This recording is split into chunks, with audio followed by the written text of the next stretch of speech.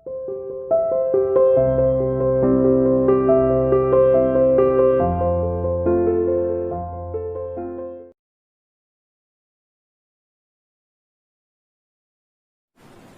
dear student, welcome to CI International School online classes. Dear +1 commerce class chapter 4 in difference कर हमने शुरू किया था। आज इसका टॉपिक हम डिस्कस करेंगे कंज्यूमर बजट। ठीक है, क्योंकि कंज्यूमर किसी भी वस्तु को खरीदता है, दो कमोडिटी को खरीदता है। ठीक है, जो डिफरेंस कर में हमने पढ़ा जिसकी एग्जम्पशन थी कम से कम 2 कमोडिटी होनी चाहिए, तभी तो आईसी एक दूसरे को टच नहीं करते हैं। सॉरी, तभी तो आईसी ना तो एक्स एक्सिस को टच करता है ना ही वाई एक्सिस को, क्योंकि उसकी एजम्पशन ही है कम से कम 2 कमोडिटी आपको खरीदना है जो एक दूसरे की क्या होनी चाहिए, सब्स्टिट्यूट होनी चाहिए। लेकिन खरीदेगा कैसे वो अपने, आप कोई सी भी वस्तु कब खरीदते हो, आप पहले अपना बजट देखते हो कि मेरा बजट क्या है, उसके अकॉर्डिंग ही आप वस्तु का कॉम्बिनेशन बनाते हो कि ए कॉम्बिनेशन क्या है और बी क्या है। मीन्स एक्स वस्तु से कितनी क्वांटिटी खरीदी जाए और बी वस्तु से कितनी क्वांटिटी खरीदी जाए। ठीक है, तो ये सब डिपेंड करता है किस पर, बजट पर। बजट ही स्क्वायर है, जो कि हम इकोनॉमिक्स में पढ़ते हैं, प्रॉब्लम है ये बजट ही तो स्क्वायर है, तभी तो प्रॉब्लम राइज हो जाती है कि एक्स वस्तु की क्वांटिटी को इंक्रीज करने के लिए वाई को क्या करना पड़ रहा है, सैक्रिफाइस करना पड़ रहा है। सब ये मैटर इकोनॉमिक्स का ही है। फिलहाल अभी हम कंज्यूमर बजट पढ़ रहे हैं कि कंज्यूमर किस तरीके से अपने बजट को वस्तु पर खर्च करता है, किस तरीके से कॉम्बिनेशन बनाता है अकॉर्डिंग टू बजट। ठीक है, चलिए देखिए। Let us assume consumer has a budget. मान लीजिए कंज्यूमर का बजट है ₹30। ठीक है, ₹30 है budget to be spend on, जिसे वो वस्तु गुड्स 1 और गुड्स 2 पर खर्च करना चाहता है। ठीक है, दो वस्तु है। Price of goods 1 is ₹2 per unit. जो प्राइस है गुड्स 1 का वो 2 पर यूनिट है। ठीक है, और प्राइस 1 का है 2 पर यूनिट और प्राइस सेकंड का है 1 पर यूनिट। यानी जो पहली वस्तु है, चाहे एप्पल लेकर चलिए वो ₹2 पर यूनिट है, और चाहे आप ऑरेंज लेकर चलिए, कुछ भी मान लीजिए। ठीक है, वो 1 पर यूनिट है, या आप एक्स वाई लिखिए, खत्म, बैटरी खत्म, एप्पल ऑरेंज का।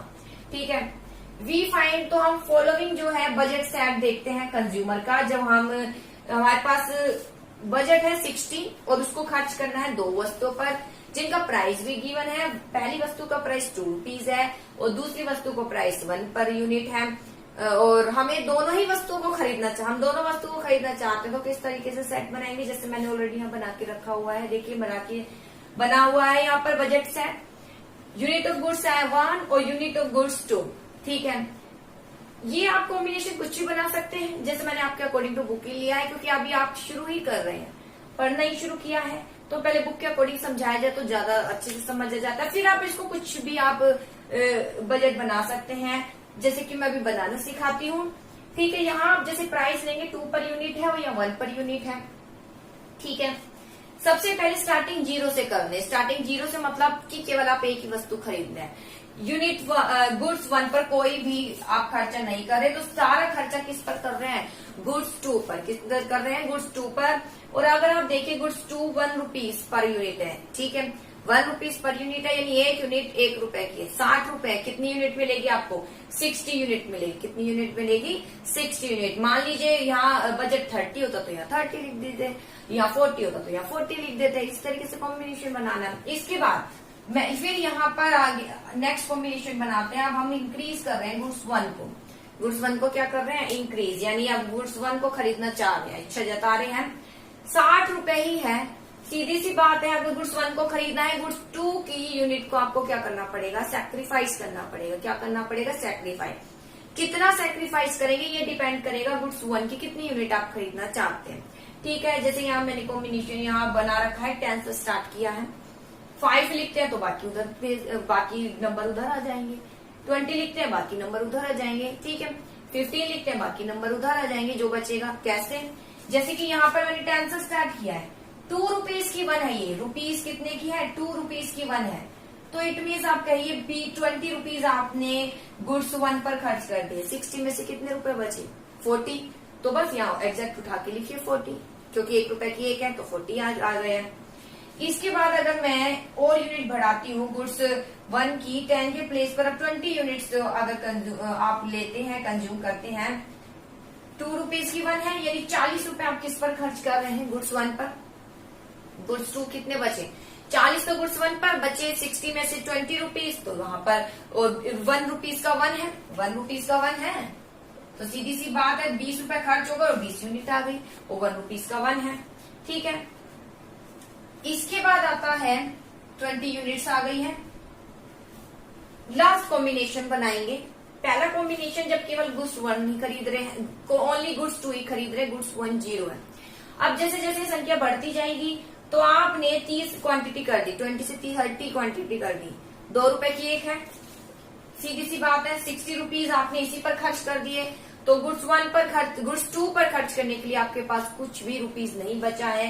इट मीन्स यहाँ क्या आ जाएगा 0। तो आपको इस तरीके से सेट बनाना है, जहां पर स्टार्टिंग जैसे आपको करनी है गुड्स 1 क्या करना है 0, गुड्स 1 क्या करेंगे 0, यानी 1 को आप नहीं खरीद रहे, सारी क्वांटिटी किसकी खरीद रहे हैं गुड्स 2 की खरीद रहे हैं। ठीक है, फिर इसके बाद जो है ये मत कर देना पहले इसको 0, बेटा पहले इसको 0 मतलब फिर ये नंबर यहाँ लिखना पड़ेगा, फिर ये घटेंगे, थोड़ा सा इम्बैलेंस हो जाएगा। आपको इंक्रीजिंग नंबर यहाँ लिखने हैं, डिक्रीजिंग नंबर यहाँ लिखने हैं। ठीक है, इसके बाद जैसे जैसे आप इसको इंक्रीज करेंगे ऑटोमेटिक एक सिचुएशन आ ही जाएगी कि जब आप सारे रुपीज केवल गुड्स 1 पर खर्च कर रहे हो, गुड्स 2 की यूनिट कितनी खरीद रहे हैं केवल 0 खरीद रहे हैं। तो सारे कॉम्बिनेशन बना दिए हैं। अगर गुड्स देखिए माइंड में ये भी क्वेश्चन अराइज होता है, अगर सारे पैसे गुड्स 2 पर खर्च करो तो मुझे कितनी यूनिट मिलेगी, अगर सारे पैसे मैं गुड्स 1 पर खर्च करूं तो कितनी यूनिट मिलेगी। तो देखिए दोनों यूनिट बताई गई है, और अगर दोनों पर मैं अपना कॉम्बिनेशन बनाती हूँ तो कितनी यूनिट मिलेगी। तो सब कुछ यहाँ पर दिया हुआ है।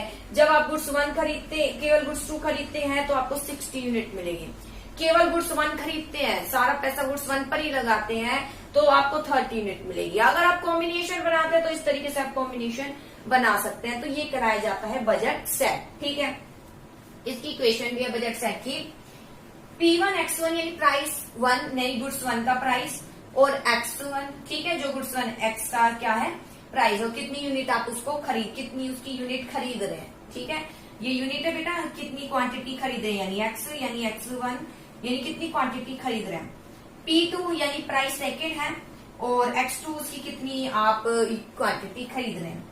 इजिकल टू Y किसके इक्वल होना चाहिए Y, हर एक लेवल पर ये Y के इक्वल है। जैसे देखिए अगर फर्स्ट देखें हम तो P1 प्राइस कितना है, P1 का 2 है, क्वांटिटी 0 ही खरीदी, कुछ नहीं खरीदी, खत्म। P2 का प्राइस 1 रुपीज है और क्वांटिटी कितनी खरीदी है 60 खरीदी है। बेटा 0 से मल्टीप्लाई 60 इज इक्वल टू आ गया ना रुपीज। Y यानी इनकम, Y कितनी आ गई इनकम, कितने बजट है यानी आप कह सकते हैं बजट कितना है 60। ऐसे अगर सेकंड का आप करते हैं, इसको पुटअप करते हैं तो ऑटोमेटिक ये Y के इक्वल आनी चाहिए, Y मतलब बजट के इक्वल। जैसे आपने यहाँ 10 यूनिट खरीदी है, P1 प्राइस तो 2 था, 10 यूनिट खरीदी है यानी गुड्स 1 की आपको जो है 20 यानी 20 रुपीज आपने इस पर खर्च कर दिए। गुड्स 2 पर आ जाइए, P2 प्राइस है 1 रुपीज और कितनी यूनिट खरीद रहे हैं 40। ठीक है 40 खरीद रहे हैं तो 40 रुपीज आपने इस पर खर्च कर दिया। आगे 60 बेटा इज इक्वल टू वाई होना चाहिए, वाई हमारा 60 आगे 60। ये इक्वेशन इसको सोल्व करने के लिए बनाई गई, ये इस तरीके से बनती है।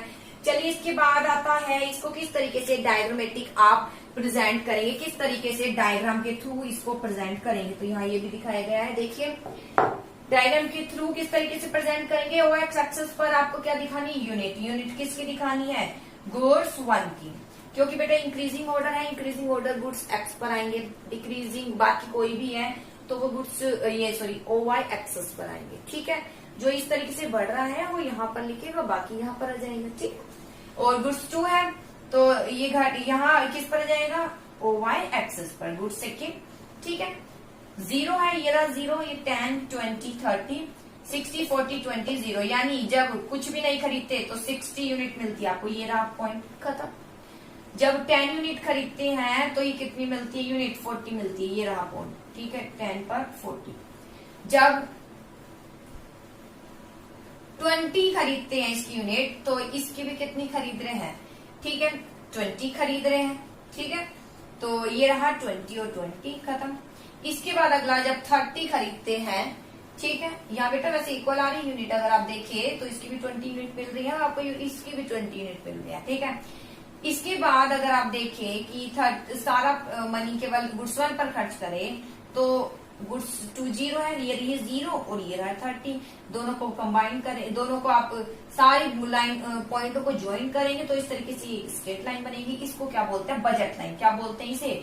बजट लाइन, या आप कह सकते हैं प्राइस लाइन। इसको क्या बोलते हैं? बजट लाइन या फिर प्राइस लाइन, क्योंकि ये लाइन ही बनी है किसके according? According to price. Price है उसके अकॉर्डिंग हमने कॉम्बिनेशन बनाया, उसके अकॉर्डिंग ये क्या बनाई है? लाइन बनाई। इसे बोलते हैं बजट लाइन। चलिए अब इसका एक्सप्लेनेशन मैं बता देती हूँ। देखिए बेटा, डायग्रामेटिक प्रेजेंटेशन डेटा सेट का दिया हुआ है यहाँ बजट लाइन और प्राइस लाइन, ठीक है। और ये सब मैंने अभी इसका इक्वेशन में आपको बता ही चुकी थी। बस इसके बाद इसका एक्सप्लेनेशन है। देखिए, because consumer with his income of ₹60, income 60 है और वो बाय करता है। देखिए, उसकी इनकम 60 है। इसका एक्सप्लेनेशन, जब उसकी इनकम 60 है तो वो बाय कर रहा है गुड्स 1 की 30 यूनिट, और ठीक है गुड्स 2 की ही केवल 60 यूनिट को वो क्या कर रहा है? बाय कर रहा है। खत्म। मेन पहले 2 पॉइंट को एक्सप्लेन। इसके बाद possible combination are line A B. इसके अलावा ए बी पर पॉसिबल कॉम्बिनेशन दिए हुए हैं जो कि ये दिखाए गए हैं सेकंड और थर्ड, ठीक है। बाकी को पॉसिबल कॉम्बिनेशन यहाँ गिवन है। इसके बाद each point on line AB indicate one combination goods 1 and goods 2 consumer can buy with his income. Simple. इसके बाद बस ये जो कॉम्बिनेशन किसको बताते हैं? जैसे मैंने अभी बताया, सारे कॉम्बिनेशन किसके अकॉर्डिंग बनाए गए? इनकम। व्यक्ति की क्या इनकम है, वो उसको किस तरीके से खर्च कर रहा है वस्तु X और वस्तु 2 पर, यानी यूनिट गुड्स 1 और गुड्स 2 पर। बस यही इसका एक्सप्लेनेशन है, अपने अकॉर्डिंग आप लिख सकते हैं। चलिए नेक्स्ट टॉपिक आता है। इसको प्राइस लाइन क्यों बोलते हैं? बजट लाइन है, इसको प्राइस लाइन क्यों बोलते हैं? क्योंकि प्राइस के अकॉर्डिंग ही बनी है, इसलिए प्राइस लाइन भी बोलते हैं। बेटा, बजट है, इनकम है, लेकिन इनकम को खर्च कैसे कर रहे हैं? अकॉर्डिंग टू वस्तु के प्राइस, इसलिए इसको प्राइस लाइन भी बोलते हैं। जैसे देखिए, because an A B show 30 unit goods 1 are equal to 60 unit of goods 2 in the market, यानी 30 और 60 इक्वल। इक्वल मतलब क्योंकि इन दोनों पर ही 60 रुपए खर्च किए गए हैं। यहाँ पर भी कंप्लीट 60 रुपए खर्च किए गए, यहाँ पर भी कंप्लीट 60 रुपए खर्च किए गए हैं। जब दोनों, यानी गुड्स 1 0 है 60 रुपए खर्च, गुड्स 2 0 है पूरे 60 रुपए खर्च, ठीक है। तो इसलिए जो है इसे बोलते हैं price line. Price 1 unit goods 1 is equal to, यानी इन दोनों को आप इक्वल कह सकते हैं। इसको और इसको कॉम्बिनेशन को इक्वल, इक्वल मतलब दोनों पर ही सेम प्राइस खर्च किया गया है। बाकी आप अगर आप देखिए, यहाँ पर सेम प्राइस खर्च नहीं है। किसी पर 40 है तो यहाँ 20 है, यहाँ पर 20 है तो यहाँ 40 है रुपए।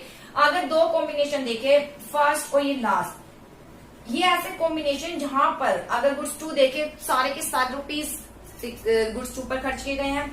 गुड्स 1 पर देखें तो सारे 60 रुपीज गुड्स 1 पर खर्च किए गए हैं। तो इट मीन्स ये 2 ऐसे पॉइंट है जो जिसको हम कह सकते हैं प्राइस लाइन, जिसके अकॉर्डिंग हमारी बनती है प्राइस लाइन, क्योंकि पूरा प्राइस इस पर खर्च कर दिया गया है। 60 इज इक्वल टू 60 आ रहा है यहाँ, 60 इज इक्वल टू क्या आ रहा है यहाँ? 60 दोनों में, ठीक है। इसको प्राइस लाइन बोलते हैं। खत्म। अब अगला देखिए, budget line and attainable and non attainable combination क्या है, ठीक है। अटेनेबल कॉम्बिनेशन क्या है और नॉन अटेनेबल कॉम्बिनेशन क्या है? देखिए, बजट लाइन वह लाइन है जो सेपरेट अटेनेबल को, अटेनेबल मतलब होता है जिसे हम प्राप्त कर चुके हैं, कर सकते हैं। नॉन अटेनेबल जिसे प्राप्त नहीं कर सकते। बेटा, ये सारे अटेनेबल हैं। ये सारे कॉम्बिनेशन जो है, जितने भी कॉम्बिनेशन है, ये सारे अटेनेबल है, यानी प्राप्त कर सकते हैं। क्यों प्राप्त कर सकते हैं? क्योंकि ये कॉम्बिनेशन बनाए गए हैं अकॉर्डिंग टू ₹60। इसके बाहर का कोई कॉम्बिनेशन, यानी इसके बाहर कोई भी अगर आप लेना बनाना चाहें कॉम्बिनेशन, तो वो कॉम्बिनेशन नहीं बनेगा, क्योंकि उसके लिए आपको ज्यादा पैसे खर्च करने पड़ेंगे। इसके बाहर अगर मैं यहाँ पॉइंट बना दी तो ये पॉइंट शो करता है कि आपको जरूरत से ज्यादा मनी खर्च करनी पड़ेगी वस्तु की एक्स्ट्रा यूनिट खरीदने के लिए, तो उसे नॉन फिजिबल कहा जाता है। जैसे देखिए, बजट लाइन वह लाइन जो सेपरेट, जो अटेनेबल कॉम्बिनेशन को शो करता है, और non attainable combination consumer can go beyond. क्या कंज्यूमर बजट लाइन से बाहर जा सकता है? बेटा, आप क्या बजट लाइन से बाहर जा सकते हो? नहीं जा सकते। बजट लाइन से बाहर जाओगे आपको दिक्कत होगी, ठीक है, क्योंकि आपको बजट ही है, उससे बाहर कैसे जा सकते हो? आपके पास मनी ही नहीं है वो बाकी खर्च करने के लिए। सर्टेनली नॉट, क्योंकि वह अपनी इनकम को वस्तु के प्राइस के अकॉर्डिंग खर्च करता है, और वो इस बजट लाइन से बाहर नहीं जा सकता, क्योंकि ये लास्ट कॉम्बिनेशन है, यही बजट लाइन है। इसमें इसकी गिवन है, इनकम है अकॉर्डिंग टू प्राइस खर्च किया हुआ, इससे बाहर नहीं जा सकता क्योंकि उसके पास मनी ही नहीं है, उसे वस्तु ही नहीं मिलेगी, इससे इसके बाहर नहीं जा सकता। उसे बोलते हैं नॉन अटेनेबल कॉम्बिनेशन। यानी ये सारा एरिया, यानी ये सारा जो एरिया है हम कह सकते हैं अटेनेबल है, बाकी ये बाहर का जो एरिया है ये सारा क्या है, नॉन अटेनेबल। बाकी लाइन के बाहर का जितना एरिया आप कह दीजिए कुछ भी, वो नॉन अटेनेबल, हम बाहर नहीं जा सकते इस दायरे से। चलिए इसके बाद है consumer can only afford to buy combination fall along his budget AB। Consumer केवल AB पर जितने कॉम्बिनेशन उसके अकॉर्डिंग ही अफोर्ड कर सकता है कॉम्बिनेशन। यही रीजन है, इसे फिजिबल रीजन बोलते हैं, यानी इसे क्षेत्र बोलते हैं कौन सा, जिससे हम प्राप्त कर सकते हैं। इसके अलावा consumer can not afford to buy combination budget line, इसके अलावा बाहर, वो बजट लाइन से बाहर नहीं जा सकता, इसे बोलते हैं नॉन फिजिबल रीजन, यानी नॉन फिजिबल कॉम्बिनेशन, यानी जिसे हम प्राप्त नहीं कर सकते, क्षेत्र। ठीक है, इसके बाद आता है slope of budget line. Slope क्या है, स्लोप बेटा अंतर होता है। ठीक है, स्लोप यानी delta Y upon delta X. ठीक है, डेल्टा वाई ऊपर क्यों लिखा है, यानी ऊपर आता है लॉस, किसका लॉस हो रहा है, और यहाँ आता है गेन। ठीक है, हमेशा लॉस ऊपर और गेन नीचे आता है। तो अगर हम देखें तो लॉस कितने का हो रहा है बेटा, लॉस अगर हम देखें 60 से 40 पर आ गए तो यहाँ 20 का हो रहा है। ठीक है, 20 आ गया, और एक्स कितने से बढ़ रहा है, 10 से बढ़ रहा है हर बार। ठीक है, तो ये देकर तो 2 आ गया। ठीक है, तो ये कहलाया जाता है स्लोप है। ये क्या आएगा, इसका स्लोप, इसे बोलते हैं स्लोप, यानी 2 स्लोप ऑफ प्राइस लाइन, यानी दुगना आप क्या कर रहे हैं, एक तरीके से दुगनी यूनिट, यानी 2 यूनिट्स आप क्या कर रहे हैं, सैक्रिफाइस, एक अतिरिक्त। आप 2 का मतलब यानी एक अतिरिक्त इकाई को प्राप्त करने के लिए, यानी देखिए एक अतिरिक्त इकाई को प्राप्त करने के लिए 2 यूनिट्स का क्या कर रहे हैं, आप त्याग कर रहे हैं। जैसे यहाँ 10 अतिरिक्त इकाई को प्राप्त करने के लिए 20 अतिरिक्त इकाई को क्या कर रहे हैं, त्याग कर रहे हैं। ये इसको शो करता है स्लोप। इट शो ऑब्टेन की 1 मोर यूनिट गुड्स एक्स, इसी को मैं एक्सप्लेन करूं जो अभी किया था, यानी एक गुड्स को प्राप्त करने के लिए 1 मोर यूनिट कंज्यूमर सैक्रिफाइस कर रहा है 2 यूनिट किसकी, गुड्स वाई की। इस तरीके से इसको एक्सप्रेस किया गया है, डेल्टा वाई अपॉन डेल्टा है। It's must be note that, यहाँ नोट करने वाली बात है, slope of price line constant. जो ये स्लोप है, स्लोप क्या है, कांस्टेंट। स्लोप मतलब जो इसका अंतर है बेटा, स्लोप मतलब जो डिफरेंस है, आप ये कह सकते हो। स्लोप मतलब क्या है, डिफरेंस है। जैसे ये डिफरेंस है 20 का, अगर आप यहाँ डिफरेंस देखें तो हर बार 20 का है, इसलिए स्ट्रेट लाइन है, इसलिए क्या है, स्ट्रेट लाइन है। ठीक है, अगर ये अंतर घट रहा होता, पहले 20 है 10 आता, ठीक है, तो ये इस तरीके से बनती लाइन। अगर ये अंतर ऐसे आता, शुरू में 10 आ रहा है, फिर 20 आ रहा है, 30 आ रहा है, तो लाइन ऐसे बनती है। ठीक है, यानी कॉन्केव होता है। और अगर अंतर सेम है 20 20 20, तो लाइन स्ट्रेट बनती है, जैसे मैंने डिफरेंस कर्व में बताया था, कॉन्केव कॉन्वेक्स क्यों होता है, और स्ट्रेट लाइन। ये स्ट्रेट लाइन क्यों होती है, क्योंकि हर एक लेवल पर जो स्लोप है, स्लोप यानी अंतर, वो इक्वल है। स्लोप अंतर क्या है, इक्वल, इसलिए स्ट्रेट लाइन है। एंड प्राइस लाइन ड्रॉ है स्ट्रेट लाइन, प्राइस लाइन ये शो की गई है because price goods X Y taken as given income. इसके अलावा प्राइस है गिवन है, गुड्स 1 का भी, गुड्स 2 का भी। ठीक है, यहाँ स्लोप बता दिया है। स्लोप मीन्स होता है अंतर की कितना अंतर आ रहा है, यानी क्या डिफरेंस आ रहा है। ठीक है, तो 60-40 के बिटवीन 20 का अंतर है। 10 यूनिट को प्राप्त करने के लिए अतिरिक्त 20 इकाइयों को आप क्या कर रहे हैं, त्याग कर रहे हैं, तो ये कहलाया जाता है स्लोप। अगर 0 से कट कर देते हैं तो आप कहेंगे 1 यूनिट को प्राप्त करने के लिए 2 अतिरिक्त इकाई को क्या कर रहे हैं, त्याग कर रहे हैं। गेन नीचे लिखना है, लॉस ऊपर लिखना है। ओके बेटा, आई होप टॉपिक क्लियर हो गया होगा।